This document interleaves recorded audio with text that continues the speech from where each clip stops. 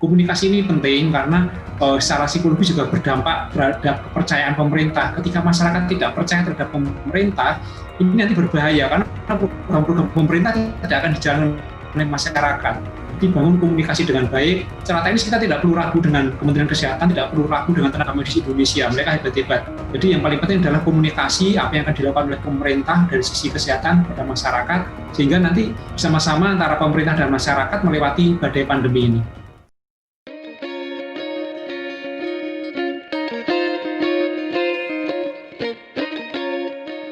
Halo Tagarians, para penonton setia Tagar TV dan pembaca Tagar.id.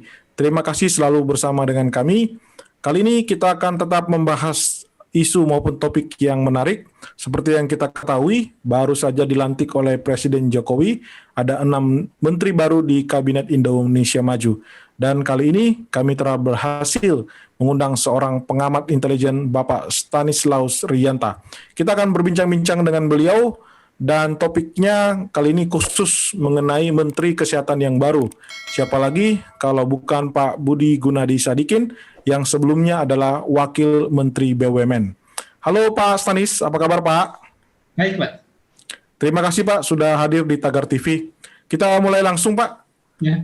Kita ketahui bahwa Menteri Kesehatan sebelumnya Pak Terawan ya, bisa dibilang komunikasi buruk dan kinerjanya juga buruk. Dan itu banyak memperoleh protes dari masyarakat, Pak.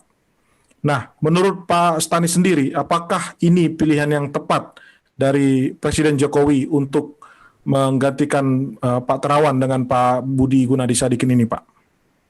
Ya, tentu Presiden ketika memutuskan Pak Budi Gunadi Sadikin sebagai Menteri Kesehatan itu sudah dengan banyak pertimbangan dan ini paling tepat. Tetapi memang publik langsung ribut, karena ributnya, kok bukan dokter. Itu yang dipermasalahkan pertama kali. Beliau teknik nuklir ITB kalau nggak salah, itu teknik nuklir. Jadi mendapat banyak pertanyaan. Tetapi kita balik saja, ketika Pak Terawan yang dokter juga tidak baik, harus diganti gitu. Jadi saya kira problem di Kementerian Kesehatan adalah memang problem manajerial, problem eksekusi, problem komunikasi dengan masyarakat di saat pandemi seperti ini, dan harusnya dengan kemampuan Pak Budi Gunadi Sadikin yang cukup panjang, termasuk berurusan dengan pabrik, itu nanti bisa memulihkan citra Kementerian Kesehatan. Pak Terawan saya kira bukan buruk, tidak ya. Pak Terawan orang yang baik, tetapi mungkin di dalam situasi atau lingkungan yang tidak tepat, jadi kurang maksimal kerjanya. Oke, Pak Budi Gunadi ini kan background-nya juga banker ya Pak ya? Sukses di Bank BUMN sebelumnya, kalau tidak salah Bank Mandiri gitu Pak. Nah itu kan apakah nantinya kan banyak sekali Pak perdebatan Pak pada waktu masa COVID ini kan, apakah pemerintah mau mengutamakan kesehatan atau ekonomi, kan selalu itu Pak perdebatannya. Kalau Bapak melihat nanti Pak Budi Gunadi ini dengan background-nya yang banker tadi, apakah emang fokus untuk menyelesaikan kesehatannya atau fokus untuk justru meningkatkan ekonominya Pak nanti dari sisi Kementerian Kesehatannya Pak? Tupoksi Kementerian Kesehatan kan di bidang kesehatan, bukan urusan ekonomi kan. Jadi bagaimana menjaga masyarakat tetap sehat dan tetap survive di masa pandemi ini. Ketika disebut Pak Budi Gunadi sebagai seorang banker, sukses membawa Bank Mandiri, berarti hebat kan dia? Karena dengan latar belakang pendidikan teknik nuklir, bisa menjadi seorang banker. Saya kira tidak masalah juga ketika dengan latar belakang teknik nuklir juga menjadi Menteri Kesehatan, memimpin institusi yang sangat besar dan sedang menangani persoalan serius. Saya kira itu memang kelebihan beliau, jadi memang ya background-nya seperti itu, tapi terbukti kan dengan bidang yang berbeda beliau sukses. Dan soal mana pilihan ekonomi dan kesehatan, memang pilihannya hanya dua itu dan harus dilakukan satu, tidak boleh secara paralel, kan tidak. Kan bisa dilakukan secara bersamaan, ekonomi dipulihkan oleh Menteri Perekonomian, lalu kesehatan juga dipulihkan oleh Kementerian Kesehatan. Jadi itu dilakukan secara paralel, bukan mana lebih dulu saya kira. Jadi kalau kita berbicara dulu-duluan ya debatnya akan sangat panjang dan gontok-gontokan. Tapi bidang ini kan bersama-sama oleh pemerintah dijalankan barengan gitu loh, dengan para eksekutornya masing-masing, dengan para manajernya masing-masing. Jadi bukan lebih dulu, tapi saya kira Pak Budi Gunadi Sadikin punya PR yang cukup besar, terutama soal vaksinasi, soal pengelolaan institusi, kemudian bagaimana membantu masyarakat lepas dari pandemi di sisi kesehatan. Saya harapkan ya beliau mampu dengan latar belakang pengalaman yang cukup panjang.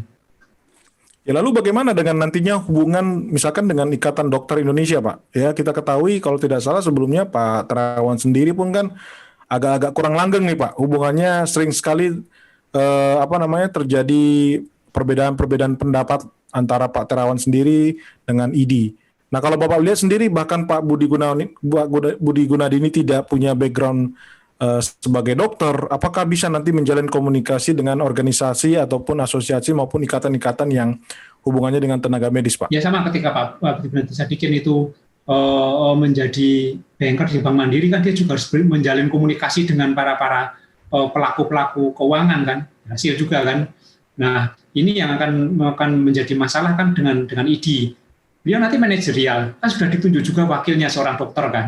Mungkin akan bagi tugas secara teknis kedokteran akan urusannya wakil menteri, tetapi soal manajerial, soal keputusan strategis akan dijalankan oleh menteri. Saya kira dengan ditunjuknya menteri yang berlatar belakang, wakil menteri yang berlatar belakang dokter itu sudah menjawab pertanyaan tadi.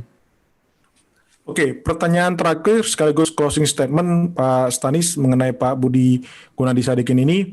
Kira-kira apa prioritas dari Pak Budi untuk beberapa bulan ke depan, Pak? Apalagi kita tahu ini kan persoalan vaksin sudah mulai dipersiapkan, Pak. Silakan Pak Stanis. Ya, secara teknis kita pasti yakin bahwa Kementerian Kesehatan itu bekerja tanpa henti. Semua tenaga medis bekerja tanpa henti, tetapi ada satu hal yang perlu dilakukan, itu komunikasi dengan masyarakat.